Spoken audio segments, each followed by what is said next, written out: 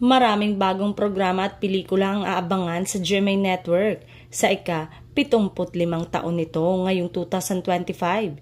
Tila muling mabubuhay ang network war sa pagitan ng ABS-CBN at Kapuso. Sa naganap na Kapuso Countdown to 2025 nitong New Year's Eve sa Seaside Boulevard ng SM Mall of Asia ay pinalabas na ang omnibus plug ng mga programa nila ngayong taon.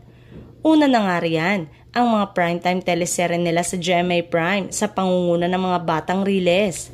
Ito ang unang programa ng Kapuso Network ngayong 2025 na mapapanood na simula January 6.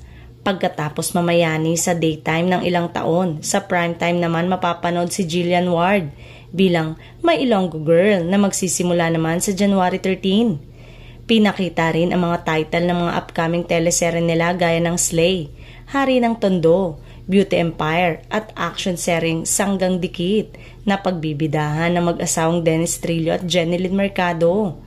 Nagpasilip na rin ang Kapuso Network ng kanilang mga fantaserye ngayong taon, ang Lolong, Bayani ng Bayan at Encantadia Chronicles Sangre.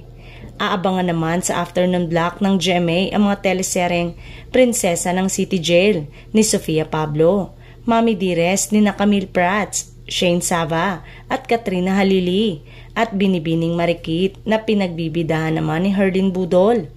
Sa mga bagong show na ito ng Kapuso, makabog na kaya nila ang ABS-CBN Studios?